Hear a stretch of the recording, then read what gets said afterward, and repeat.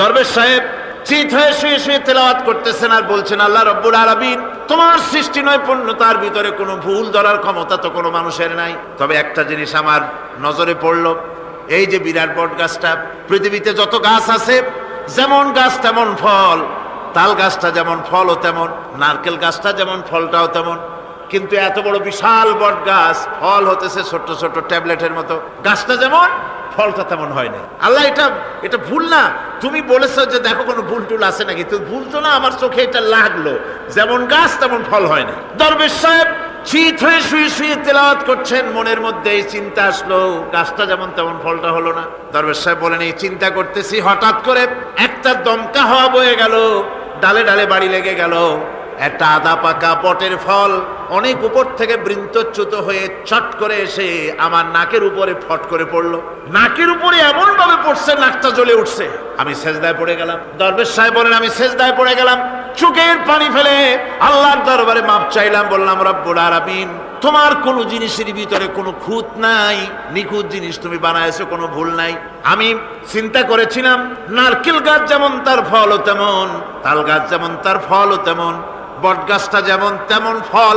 আমার আন্দাজ মতো, আমার চিন্তা মতো, যত বড় বট গাছ অত বড় ফলটা যদি হতো, বটের ফলটা যে পজিশন নিয়ে আমার নাকে পড়েছিল, গাছ যেমন ফল তেমন হলো, নাকও যেত, আমার মাথাও যেত। আল্লাহ রাব্বুল আলামিন বলেন, দেখো বান্দা, আমার সৃষ্টি নৈপুণ্যতার মধ্যে কোনো ভুল পাবে না। সুবহানাল্লাহ, কোনো ভুল নাই, বারবার তাকাও, কোনো ভুল পাবে না। আল্লাহ সুবহানাহু ওয়া তাআলা সুন্দর করে বানিয়েছেন, যা দেখবেন শুধু সুন্দর আর সুন্দর। সুবহানাল্লাহ বলেন, শুধুই সুন্দর। ফুলের সৌন্দর্য দেখেন, গাছের সৌন্দর্য দেখেন, জমিনের সৌন্দর্য দেখেন, পাখির সৌন্দর্য দেখেন। আল্লাহ পাক যা বানালেন সবগুলিকে আল্লাহ পাক সুন্দর করে করে সৃষ্টি করেছেন, সব গুছিয়ে গুছিয়ে সুন্দর করে করে বানিয়েছেন, অসুন্দর করে কিছু বানান নাই। ফুল দেখতে কত সুন্দর, ফুলের থেকে ফল হয়, সে ফল হওয়ার জন্য ফুলের পুংকেশর আর স্ত্রী কেশরের মিলন ঘটতে হয়। তো ফুল তো আর চলতে পারে না, এই মিলনটা কেমনে হবে? এই জন্য আল্লাহ পাকের রুচি দেখেন, আল্লাহ পাকের রহমত দেখেন, আল্লাহর কুদরত চিন্তা করুন। সুবহানাল্লাহি বিহামদিহি। ফুল সুন্দর জিনিস, ফুলের চাইতে আর কিছু সুন্দর আছে নাকি? এত সুন্দর ফুল, এই পুংকেশর এবং স্ত্রী কেশরের বিনিময়টা কে করবে? এইটা করার জন্য আল্লাহ পাক এই দায়িত্ব তেলা পোকাকে দেন নাই, দিছেন নাকি? আরশোলাকে দিছেন, সার পোকাকে দিছেন, উই পোকাকে দিছেন, তাতে ফুলের ইজ্জত নষ্ট হবে। ফুল যেমন সুন্দর, আল্লাহর রুচি, আল্লাহ রাব্বুল আলামিনের সৌন্দর্য বোধ কত বিরাট, কত মহান আল্লাহ পাক। ফুল যেমন সুন্দর, ওই সুন্দর ফুলের উপরে তেলা পোকা পড়লে ফুলের সৌন্দর্য নষ্ট হবে।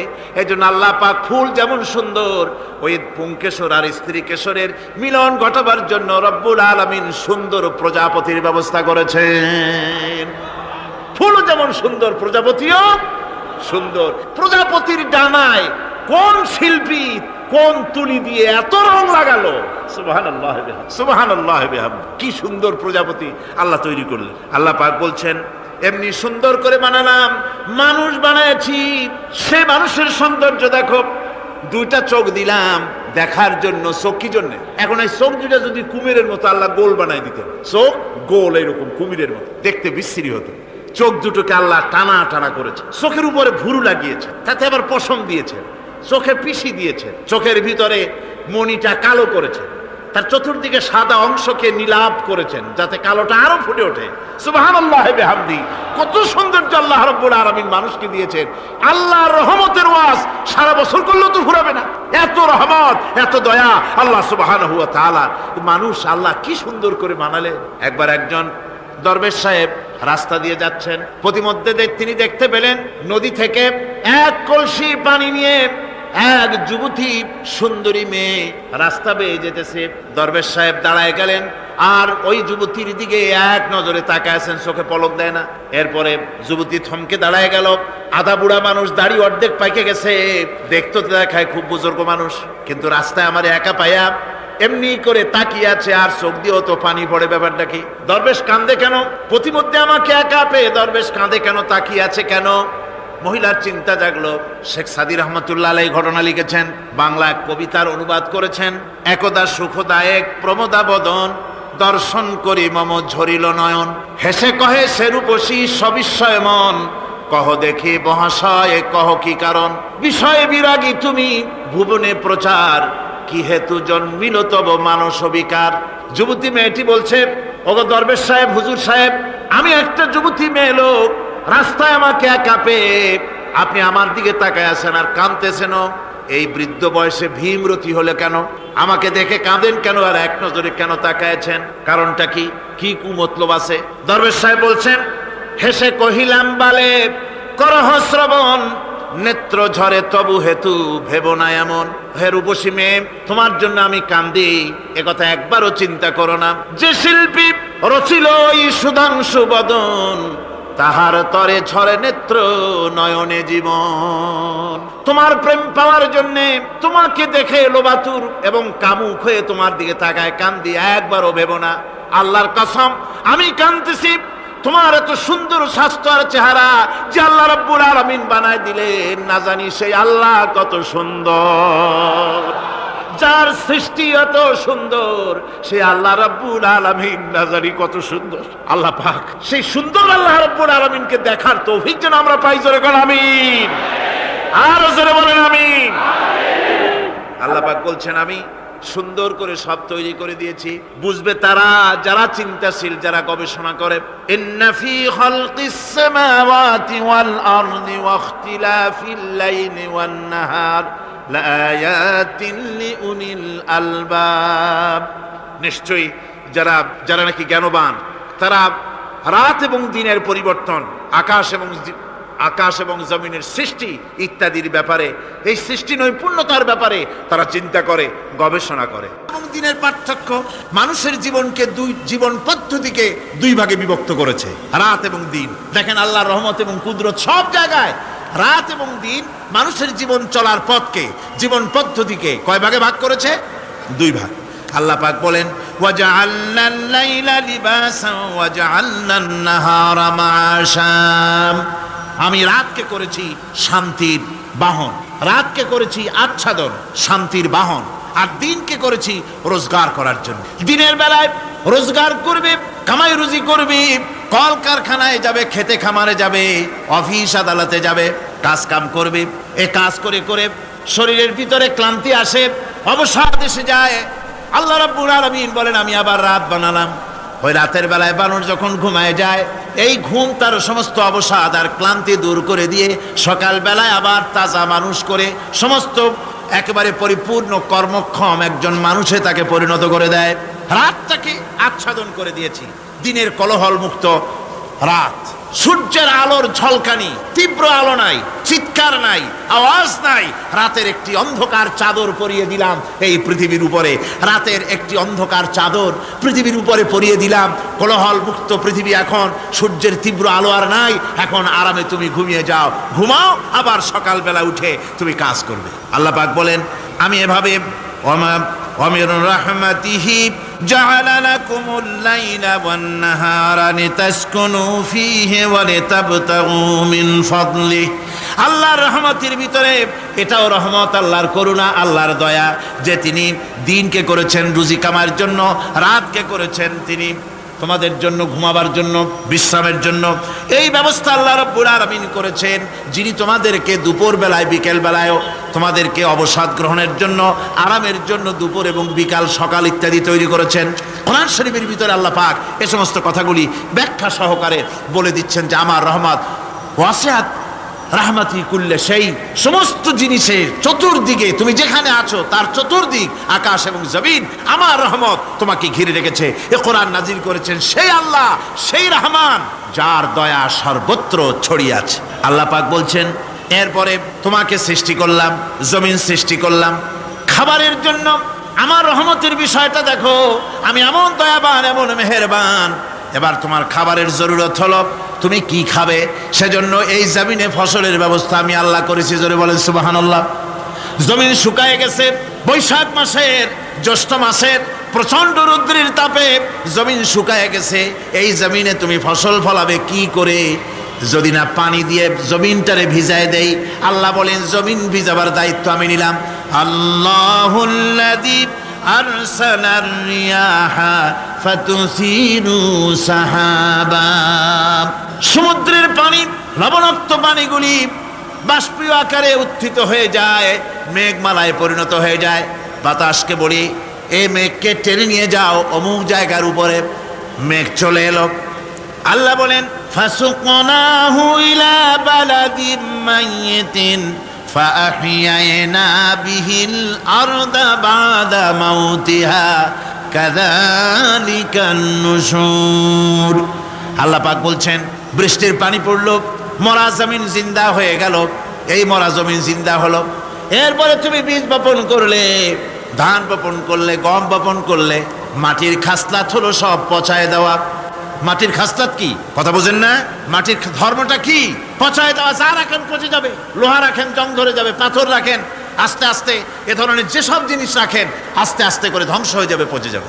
ওই মাটির ভিতরে ধান এবং গম, আপনার ফসল, আপনার খাদ্য, আপনার রিজেককে আমানত করে দিলেন। আল্লাহ পাক ওটাকে হেফাজত করলেন। এরপরে ওর ভিতর থেকে পাতা অঙ্কুরিত হয়ে বেরিয়ে এলো। এখন কেউ যদি বলে আল্লাহ যদি পানি না দেন, আল্লাহ যদি বৃষ্টিটা না দেন, তাহলে আমার অসুবিধাটা কি? আল্লাহ বলেন, দেখো বৃষ্টিটা তো আমি দিলাম। বৃষ্টিটা কে দিলেন? আল্লাহ পাক বলেন আফারাআইতুমুল মাআল্লাযী তাশরাবুন আনতুম আনজালতুমুহু মিনাল মুজনি আম নাহনুল মুনজিলুন। তোমরা যে পানি পান করো, আকাশ থেকে এই পানিটা কে বর্ষণ করে? তুমি করো না আমি করি? কে করে জোরে কন? আল্লাহ পাক বলছেন আমি পানি বর্ষণ করি। সেই পানিটা, এই যে বঙ্গোপসাগরের পানি, আপনাদের কর্ণফুলীর পানি, মিষ্টি না নোনা? কি পানি জোরে কন? এই নোনা পানি আকাশে উঠলো। আল্লাহ পাক বলেন ইচ্ছে যদি করতাম লাউ নাশাউ জাআলনাহু জাজান ফালাউলা তাশকুরুন। পানি উঠালাম, নোনা পানি, ইচ্ছে করলে লবণাক্ত অবস্থায় অবতীর্ণ করে দিতে পারতাম, জমিনের ফসল সব নষ্ট হয়ে যেত। কিন্তু আমি নোনা পানি উঠায়া ওই পানিগুলিকে মিষ্টি করে আমি নাজিল করে, জোরে কান সুবহানাল্লাহ, মিষ্টি পানি অবতীর্ণ করে দিলাম। এখন মানুষ বলে আল্লাহ পানি না দিলে কি হইতো? আমাদের খাল আছে, বিল আছে, সাগর আছে, নদী আছে, পুকুর আছে, হাওড় আছে, টিউবওয়েল আছে, ডিপ টিউবওয়েল আছে। আল্লাহ বৃষ্টি না দিলে তো কি হয়ে গেল আমাদের? আল্লাহ পাক জবাব দিয়েছেন কুল আরাআইতুম ইন আসবাহা মাউকুম গাওরান ফামান ইয়াতিকুম বিমাইন মাইন। বলো দেখি, সবে শুকাইয়া যদি যায় এই জমিনের পানি, তাহলে হেথায় তটডির ধারা কে দিবে সবারে আনি? টিউবওয়েলের পানি, পাতালের পানি, দরিয়ার পানি, সাগরের পানি, হাওড়ের পানি, বিলের পানি, সব যদি আমি আল্লাহ শুকায় দেই, আমি আল্লাহ ছাড়া এমন কোন শক্তি আছে যে মরা গাঙ্গে নতুন করে পানির জোয়ার এনে দিতে পারে? আছে কেউ? কেউ নাই। আল্লাহ পাক বলেন দেখো আমার রহমত, এভাবে করে আমি পানি দিলাম, বৃষ্টি দিলাম, এবার গাছ উঠলো। বীজ বপন করছিলাম, গাছ উঠলো। আনতুম আনশাতুম শাজারাতাহা আম নাহনুল মুনশিউন। মাটি থেকে এই গাছকে কে উদ্গত করে দিল? হয় বেটা, কে দিল? তুমি দিছো না আমি দিয়েছি? কে দিয়েছে জোরে কর, জোরে চিল্লা এখন কে দিল? আল্লাহ পাক বলেন গাছ উদ্গত করে দিলাম, গাছ এবার বড় হলো। এই গাছ আল্লাহ রাব্বুল আলামিন এই গাছ তৈরি করলেন। এই গাছ শুধু আপনার জ্বালানি দেয় না, গাছ শুধু ফল দেয় না, এই গাছ মানুষের জন্য, গাছ হচ্ছে বন্ধু। মানুষের জন্য গাছ কি জোরে কোন? কি বন্ধু। সেই বন্ধুরে জন্মের কাটা কাটবেন নাকি? এই গাছ তৈরি হচ্ছে। গাছ বন্ধু কি করে? গাছ বন্ধু হচ্ছে আমরা যে শ্বাস প্রশ্বাস নেই, মুখের থেকে নাকের থেকে যে শ্বাসটা ফেলি, সেটা হচ্ছে আমরা গ্রহণ করি বাতাস থেকে অক্সিজেন, ছেড়ে দেয় কার্বন ডাই অক্সাইড। এটা হচ্ছে বিষ। এটা কি? আমরা নিলাম পরিশুদ্ধ অক্সিজেন, নিলাম, ছেড়ে দিলাম এটাকে বিষ করে, এই বিষটা ছড়িয়ে গেল। এখন এই বিষ যদি আল্লাহ পরিশুদ্ধ করার কোনো ফ্যাক্টরি না বানাতেন, তাহলে পৃথিবীর সমস্ত প্রাণী মরে যেত। সুবহানাল্লাহ বলতে ইচ্ছে করে না? আল্লাহ পাক কি ব্যবস্থাটা করলেন! কোন দুনিয়ায় ফ্যাক্টরি নাই, মানুষ যে বিষাক্ত করে দেয় আবহাওয়াকে, সেটাকে রিফাইন করার ব্যবস্থা মানুষের কাছে নাই। আল্লাহ ব্যবস্থা করেছেন কি? আল্লাহ পাক গাছ বানায় দিলেন। গাছের সবুজ শ্যামল রং, ঘাসের সবুজ শ্যামল রং, তার খাদ্য হতেছে আপনি যেটা ছেড়ে দেন, আপনার জন্য যেটা বিষ, সেটা হচ্ছে তার জন্য খাদ্য। কার্বন ডাই অক্সাইড গাছ টেনে নেয়, সারা রাত টানতে থাকে অক্সিজেন থেকে, বাতাস থেকে সারা রাত টানতে থাকে। কার্বন ডাই অক্সাইড খাবার হিসাবে সে টেনে নেয়। আর দিনের বেলা যখন রোদ ওঠে, সূর্যের উত্তাপ আর গাছের সবুজ রং দুটোতে মিলে এক প্রকারের রন্ধন ক্রিয়া হয়, রাঁধা হয়। সেই রান্নার মাধ্যমে গাছের ভিতর থেকে গাছ আবার অক্সিজেন মানুষের জন্য, প্রাণীর জন্য ছেড়ে দেয়। সুবহানাল্লাহ। তো গাছ আপনার জন্য বন্ধু, একদিকে গাছ আপনার এই কাজ করলো, ফার্নিচার বানাইলো, ছায়া দিল, ফল দিল। আল্লাহ পাক বলেন, এই গাছগুলি কে তৈরি করলো মিয়া? তুমি করছো না আমি করছি। আমি আমার রহমত দিয়ে তোমার গাছ বানাই দিলাম। এরপরে ফসল দিলাম, ফসল হলো, তোমার তরি তরকারি হলো, সব কিছু তোমার হয়ে গেল। এবার ফসল দেখা মানুষে যখন দেখে জমিনে বড় বড় ধানের গোছা হয়েছে, মোটা মোটা ধানের গোছা হয়েছে, মোছে তখন তেল মাখে আর নতুন নতুন গানের আয়োজন করে। এবার ফসল বেশি হয়েছে, গান, থিয়েটার, বাজনা, গুনাগার বিবি, কত রকমের গানের ব্যবস্থা করে ফেলে। জমিনে ফসল আর মোছে তেল মাখে আনন্দে। আল্লাহ রাব্বুল আলামিন বলেন, লাউ নাশাউ লাজআলনাহু হুতামান ফাযান্তুম তাফাক্কাহুন।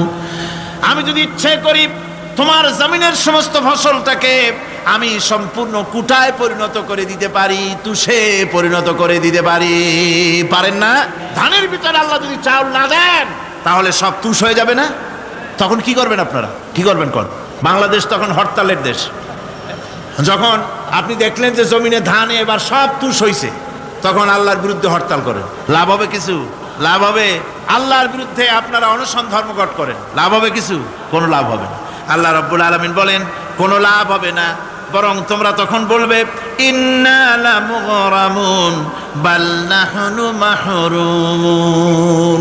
কপালে তখন আঘাত করবে, করাঘাত করতে থাকবে আর বলবে যে আরে কপাল পোড়া হয়ে গেলাম, হতভাগ্য হয়ে গেলাম, বঞ্চিত হয়ে গেলাম, আল্লাহর রহমত থেকে সর্বনাশ হয়ে গেল। তখন কপালে আঘাত করা ছাড়া আর কিছুই করতে পারবে না। আল্লাহর বিরুদ্ধে মিছিল চলে না, সমাবেশ চলে না, বিক্ষোভ চলে না, হরতাল চলে না। মহান আল্লাহ রাব্বুল আলামিন বলছে, দেখো এইভাবে করে তোমার ফসলের ব্যবস্থা আমি আল্লাহ করেছি। আমি রহমান, আমি আল্লাহ পাক। কি এমন রহমান? আজ জমিনে ফসল বৃদ্ধির জন্য ইউরিয়া, সুপার সালফেট, সালফার সারের ব্যবস্থা হয়েছে, নানান জাতের সারের ব্যবস্থা হয়েছে।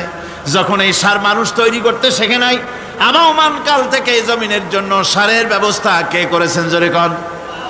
আল্লাহ পাক বলেন, আমিন আয়াতিহি আইয়ুরিকুমুল বারকা খাউফাও ওয়া তামাম। আমার অসংখ্য নিদর্শনাবলীর মধ্যে এটাও একটি নিদর্শন যে আকাশে বিদ্যুৎ চমকে মেঘের গর্জন হয়। এই যে বিদ্যুৎ চমকে গর্জন হয়, এর মধ্যে রয়েছে মানুষের জন্য ভীতি এবং আশা। তারা ভয় পায়, আর এর মধ্যে আশাও রয়েছে। আশাটা কি? আশা হচ্ছে এই যে বিদ্যুৎ যে বছর যত বেশি চমকায় মেঘে, সে বছর জমিনে ফসল তত বেশি বাড়ে। কৃষিবিদরা বলেছেন, বিদ্যুৎ যত বেশি চমকায় জমিনের ফসল তত বেশি বাড়ে। সুবহানাল্লাহ বিহামদিহি। এর একটা সিস্টেম আছে, সেই সিস্টেম অনুযায়ী আল্লাহ জমিনে ফসল বাড়ায় দিলেন। আল্লাহ ফসল দিলেন। এবার আপনার আল্লাহ পাক বলছেন, দেখো ফসল দিলাম, ধান হলো, চাউল হলো, মাছ হলো, গোশ হলো, সব হয়ে গেছে, এখন তুমি খাবে। রান্না বান্না হয়ে গেল। রহমত আমার দেখো, আমার রহমতটা দেখো। এ কোরআন শিখাইছেন সেই আল্লাহ রাব্বুল আলামিন, যার নাম রহমান। জোরে বলেন, তার নাম কি? রহমান। চাউল হয়ে গেছে, চাউল তো শুধু ভর্তা বানায় খাওয়া যাবে না। ভাত হয়েছে, আটা দিয়া রুটি তৈরি হয়েছে, কি দিয়া খাবেন? আল্লাহ রাব্বুল আলামিন আপনার পুকুরের ভিতরে মাছ দিয়া দিলেন, জন্তু জানোয়ার দিলেন, চার পায়া জানোয়ারের গোশত হালাল করে দিলেন, পাখির মাংস আল্লাহ রাব্বুল আলামিন হালাল করে দিলেন। এখন মাছ হলো, গোশ হলো। মাছ আর গোশ সিদ্ধ করে খাওয়া যাবে? জোরে বলেন, যাবে? যাবে না। তার গন্ধ নষ্ট করতে হবে আর সুঘ্রাণ সৃষ্টি করতে হবে। এই গন্ধ নষ্ট করে সুঘ্রাণ সৃষ্টি করার জন্য লবঙ্গ তৈরি করলেন কে? কথা কন না কেন? এলাচি কার? দারচিনি কার? লবণ কার? মরিচ কার? হলুদ কার? পেঁয়াজ কার? সুবহানাল্লাহ বিহামদিহি। এত নিয়ামত আল্লাহ রাব্বুল আলামিন বলেন, ওয়া ইন তাউদ্দু নি'মাতাল্লাহি লা তুহসুহা। আমার নিয়ামত গণনা করে করে আমার নিয়ামত গুণে শেষ করতে পারবে না, এত নিয়ামত আমি দান করেছি। এরপরে তরি তরকারি হলো, মাছ গোশ খেতে খেতে অস্থির হয়ে যাবে। তারপরে তরি তরকারি দিলাম, শাক সবজি দিলাম, সব কিছু আমি আল্লাহ রাব্বুল আলামিন দিয়েছি। আমার নাম রহমান, তোমার সমস্ত প্রয়োজন আমি দিয়েছি, মিটাই দিয়েছি। এবার তরি তরকারি হলো, আর মানুষ তরি তরকারি খাইলো, আল্লাহ শুকর আদায় করলো না। শুকর আদায় করে? করে না। এত সুন্দর মজার কদু, সেই কদু খায়, আর কদু খাইয়া মোসে তাও মারে আর বলে স্বাদের লাউ বানাইলো বৈরাগী। আল্লাহ শুকর আদায় করে, আল্লাহর নিয়ামতের শুকরিয়া আদায় করে। আমার ভাইয়েরা, আল্লাহ রাব্বুল আলামিন বলেন এই পৃথিবীর আমি রহমান, কোরআন আমি শিখাইছি আমি রহমান। এমন রহমান শুধু মানুষকে খাবার দেই না, এই পৃথিবীর সকল প্রাণীকে আমি খাবার দেই। জোরে কান সুবহানাল্লাহ। সকল প্রাণীর খাবার কে দেন? ওয়ামা মিন দাব্বাতিন ফিল আরদি ইল্লা আলাল্লাহি রিজকুহা। এই পৃথিবীর বুকে এমন কোন বিচরণশীল জীব নাই যে জীবের রিজকের দায়িত্ব আমি আল্লাহ গ্রহণ করি নাই। সমস্ত রিজকের দায়িত্ব কে নিয়েছেন? চিল্লায় এখন আল্লাহ সুবহানাহু ওয়া তাআলা। আচ্ছা আপনি কোন তো দেখি, একজন জমিদার, একজন বড় লোক, চৌধুরী, খুব বড় লোক, তার বাড়িতে 20 জন লোক গেছে রাতের বেলায়। 20 জন লোক গিয়ে মেহমান হইল। মেহমান হইয়া তারা বলতেছে, সাহেব আমরা তো মেহমান, আমি এক একজন এক এক রকমের খাবার চাইলো। একজনে বললো আমি হরিণ খাবো, আর একজনে কয় আমি মুরগি খাবো, আর একজনে বললো আমি খরগোশ খাবো, আর একজনে বললো আমি হাতি খাবো, আর একজনে বললো আমি ছাগল খাবো। 20 জন মানুষে 20 রকমের খাবার চাইলো। একজনে কয় বোয়াল মাছ খাবো, আর একজনে কয় রুই মাছ খাবো। 20 জনে 20 রকমের খাবার দাবি করলো। বলেন জমিদার তো বাড়ির জমিদারের বাপ, সেও কি পারবে 20 জনকে 20 রকমের খাবার পরিবেশন করতে? কোন প্রস্তুতি ছাড়া পারবে? পারবে। কোন প্রস্তুতি ছাড়া জমিদার হোক রাজা বাদশাহ হোক 20 জন মানুষের খাবার 20 রকমের দিতে পারে না। আর আল্লাহ এমন রহমান, এই পৃথিবীর লক্ষ কোটি কোটি জাতির প্রাণীকে কোটি কোটি রকমের খাবার আল্লাহ রাব্বুল আলামিন পরিবেশন করতেছেন। সাপের খাবার একরকম, ব্যাঙের খাবার আর এক রকম। ব্যাঙে যা খায় সাপে তা খায় না, সাপে যা খায় ব্যাঙে তা খায় না।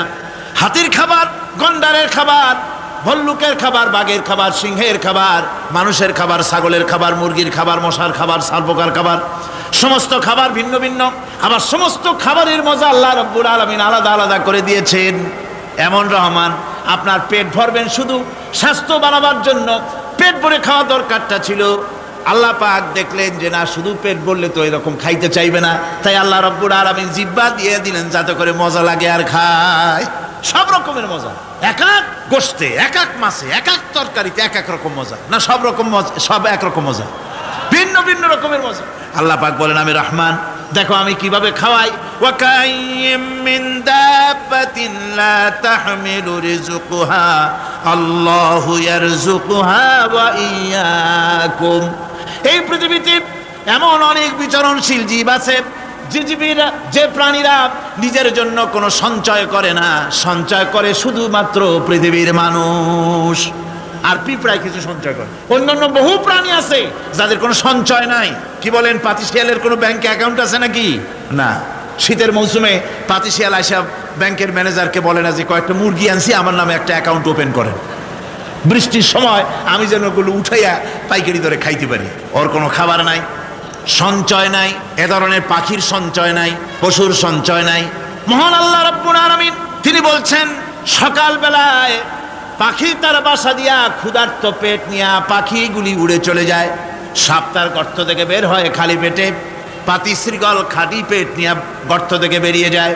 তিমির মতো অত বড় প্রকাণ্ড প্রাণী, হাতির মতো প্রকাণ্ড প্রাণী, গরিলা, শিম্পাঞ্জি, ওরাংওটাং, পিঁপড়া থেকে শুরু করে নিয়ে প্রকাণ্ড তিমি পর্যন্ত সমস্ত প্রাণীগুলি সকালবেলায় খালি পেটে বেরিয়ে যায়। সারাদিন ঘোরাঘুরির পর আল্লাহ সুবহানাহু ওয়া তাআলা বলেন, সন্ধ্যাবেলায় সমস্ত প্রাণীর পেটগুলি ভরে আমি আল্লাহ তাদের বাসায় ফিরাইয়া দেই। আমি রহমান, এভাবে করি আমি আল্লাহ রাব্বুল আলামিন খাবারের বন্দোবস্ত করি, পড়ার বন্দোবস্ত করি, থাকার ব্যবস্থা করি। ইয়া আইয়ুহান নাসু যকুরু নি'মাতাল্লাহি আলাইকুম হাল মিন খালিকিন গায়রুল্লাহ ইয়ারযুকুকুম মিনাস সামাই ওয়াল আরদ। ও পৃথিবীর মানুষেরা, ওই আল্লাহর স্মরণ করো, আল্লাহর নিয়ামতের শুকরিয়া আদায় করো যে আল্লাহ তোমাকে আকাশ থেকে, জমিন থেকে রিজিক দেন। ওই আল্লাহ ছাড়া আছে কি কেউ যে তোমাকে আকাশ থেকে রিজিক দেয়? জমিন থেকে রিজিক দেয়, লা ইলাহা ইল্লা হুয়া ফান্না তুফাকুন। ওই আল্লাহ ছাড়া কোনো ইলাহা নাই, কেন তোমরা বিভ্রান্ত হও? সেই আল্লাহর দিকে ফিরে আসো। আল্লাহ বলছেন, এভাবে আমি সমস্ত পৃথিবীর মানুষের রুজি রুটির বন্দোবস্ত করি, সমস্ত প্রাণীর রুজি রুটির ব্যবস্থা করি, আমি সেই রহমান। সুবহানাল্লাহ বিহামদিহি। ওয়া ইলাহুকুম ইলাহু ওয়াহিদ লা ইলাহা ইল্লা হুয়ার রহমানুর রহিম। এই হচ্ছেন তোমাদের আল্লাহ। সুবহানাল্লাহ। আল্লাহ বলছেন, ওয়া ইলাহুকুম ইলাহু ওয়াহিদ, তিনি হচ্ছেন এক আল্লাহ, এক ইলাহ, যিনি ছাড়া কোনো ইলাহা নাই। তিনি হচ্ছেন রহমান। তিনি কি? রহমান। তিনি হচ্ছেন রহিম। তিনি তোমাদের সব কিছুর ব্যবস্থা করে দিয়ে থাকেন, কোনো জিনিস তোমাদেরকে বঞ্চিত করেন না। এই রহমান এমন রহমান যিনি তোমাদের সমস্ত নিয়ামত পূর্ণ করেন। আর রহমান এমন রহমান যে শুধু আপন আপন লোক দেখে তালাশ করে করে দেয় না, সকলকে দেয়। যারা নামাজ পড়ে তাদের দালান কোটা বেশি হয়, যারা তাহাজ্জুদ পড়ে তাদের ব্যাংকে টাকার অভাব নাই, যারা হজ করে যাকাত দেয় তারা টাকার জ্বালায়, পয়সা কড়ির জ্বালায় অস্থির। এরকম নাকি? না, বরং নামাজ রোজা হজ যাকাত যারা করে, বেশি খাঁটি মুসলমান, তাদের অভাব অভিযোগ আরো বেশি। যাদের কাছে নামাজ নাই, রোজা নাই, আল্লাহ পরকালের চিন্তা নাই, তাদের টাকা পয়সা, সোনা দানা, জায়গা জমিন, সৌন্দর্য, সুখ আর আরো অনেক বেশি। বরং এদের কম। আপন লোকের চাইতে শত্রুকে বরং আল্লাহ পাক বেশি দেন। আপন লোক মানে যারা দিনদার, ইমানদার, পরহেজগার, নামাজি, এরা বরং কম পায়, ওরা বরং বেশি পায়। এমন কেউ নাই পৃথিবীতে শত্রুকে ডেকে বলবে আয় তোরেও দেই, কেউ নাই, একমাত্র আল্লাহ রব্বুল আলামিন যিনি সকলকে দেন। এই পৃথিবীর কোনো মূল্য আল্লাহ রব্বুল আলামিনের কাছে নাই, একটা মশার দানার তুল্য মূল্য নাই। সেজন্য আল্লাহ পাক সকলকে নিয়ামত দেন, সকলকে ব্যবস্থা করেন। তাই এই কোরআন শরীফ আল্লাহ পাক তার মানুষের প্রতি এত দয়া মানুষের প্রতি, যে আল্লাহ পাকের দয়াটা কার? জোরে চিল্লা এখন, দয়াটা কার? এত দয়া যে আল্লাহ পাকের মানুষের প্রতি রাস্তা চলার জন্য রাস্তা তৈরি করে দিলেন। পাহাড়ের ভিতরে মানুষ যেন হারায় না যায়, পাহাড়ের ভিতরে গিরিপথ বানালেন যিনি, মরুভূমির ভিতরে হারায় না যায় নিশানা বানালেন যিনি, সমুদ্রের ভিতরে রাতের আধারে যেন গভীর সমুদ্রে হারায় না যায়, সেজন্য মহাশূন্যের ভিতরে তারকা প্রদীপ জ্বালায়া পথের নির্দেশনা দিয়ে দিলেন যিনি, এত ব্যবস্থাপনা যিনি করলেন, সে আল্লাহ রাব্বুল আলামিন মানুষের জন্য এই পৃথিবীতে ব্যক্তি, পরিবার, সমাজ ও রাষ্ট্রে, আন্তর্জাতিক জীবনে, স্বরাষ্ট্রনীতি, পররাষ্ট্রনীতি, শিক্ষানীতি, যুদ্ধনীতি, বন্দিনীতি, তার জীবনের সমস্ত নীতিমালার ব্যাপারে আল্লাহ রাব্বুল আলামিন বুঝি কোনো দিক দর্শন দেন নাই। দিয়েছেন কিনা? সুতরাং রহমানের দাবি হচ্ছে, আল্লাহর রহমানিয়তের দাবি হচ্ছে বান্দার জন্য কোরআন শিক্ষা দেওয়া। যত শিক্ষা আল্লাহ দিয়েছেন, যত দয়া আল্লাহ বান্দাকে করেছেন, সবচাইতে বড় দয়া কোরআন শিক্ষা দেওয়া। জোরে কান সুবহানাল্লাহ। যত দয়া, যত নিয়ামত, যত রহমত আল্লাহ বান্দাকে করেছেন, তার মধ্যে শ্রেষ্ঠ রহমত, শ্রেষ্ঠ দয়া, শ্রেষ্ঠ করুণা মানুষের জন্য, আল্লাহর এই পৃথিবীর মানুষের জন্য সবচাইতে শ্রেষ্ঠ দয়া কি? জোরে বলেন কি? কোরআনের শিক্ষাই হচ্ছে আল্লাহ পাকের এই মানুষের জন্য সর্বশ্রেষ্ঠ দয়া।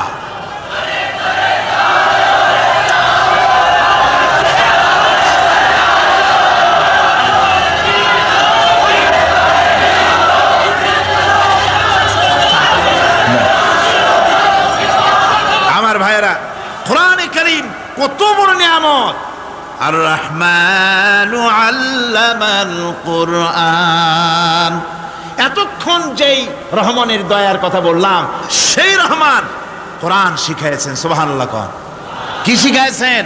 কোরআন। সেই কোরআন তিনি কি শিখালেন? কোরআনের শিক্ষা কি? কোরআন আমাদের কি দিল? আল্লাহ কি শিখালেন?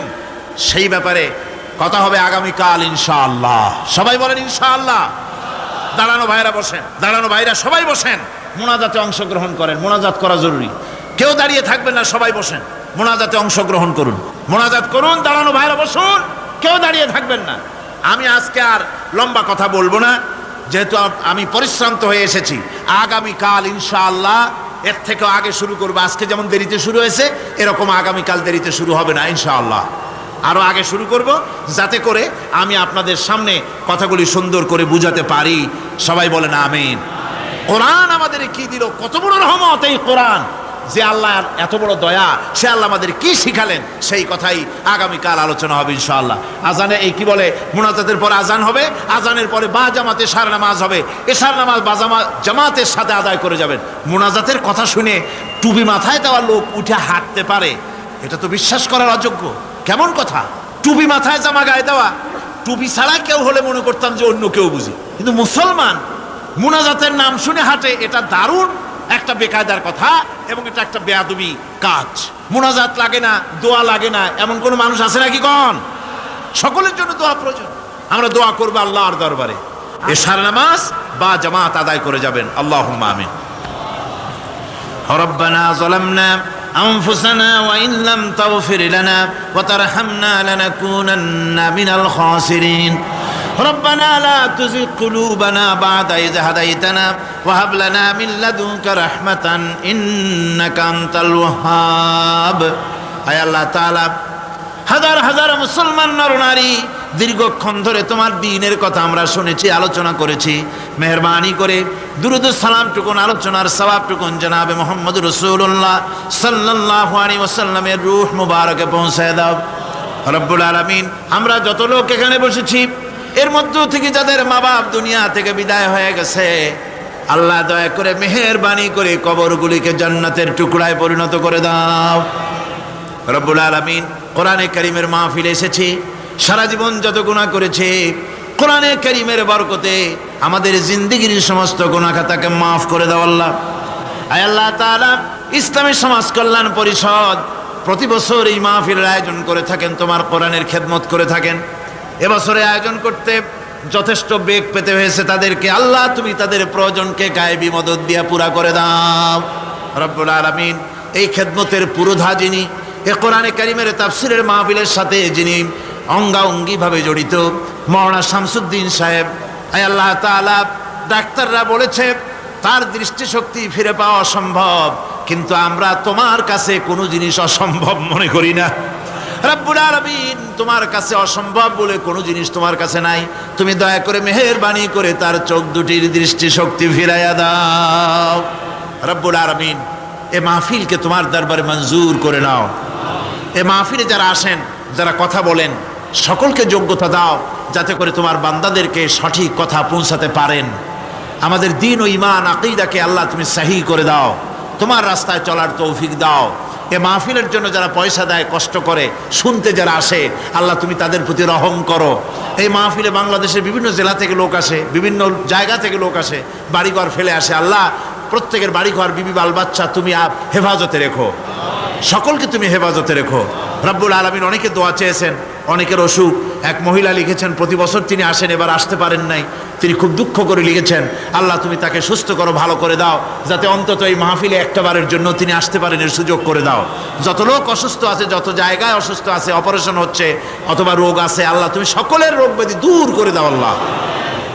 আমি আপনাদের কাছে দোয়া চাই যেন বাকি 4 দিন যোগ্যতার সাথে আল্লাহ পাকের কালাম থেকে বলার জন্য যে ধরনের যোগ্যতা দরকার, কণ্ঠস্বর দরকার, স্বাস্থ্য দরকার, মন মানসিকতা দরকার, ইলম দরকার, আল্লাহ যেন দয়া করে তার এই গুনাহগার, এই ছোট্ট নগণ্য বান্দাকে যেন আল্লাহ দয়া করে দান করে দেন রব্বুল আলামিন।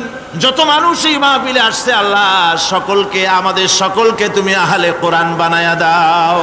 তুমি দয়া করে রহমান নামের ওসিলায় যে কিতাব আমাদেরকে দিলা আল্লাহ, এই কিতাবের যথাযোগ্য সম্মান মর্যাদা দেওয়ার তৌফিক আমাদের দাও, আমল করার তৌফিক দাও। এই কোরআনের সুপারিশ কিয়ামতের দিন আমাদের জন্য নসিব করে দাও। ربنا تقبل منا إنك أنت السميع العليم وتب علينا إنك أنت التواب الرحيم سبحان ربك رب العزة عما يصفون وسلام على المرسلين الحمد لله رب العالمين واجعل آخر كلمة عند الموت لا إله إلا الله محمد رسول الله السلام عليكم ورحمة الله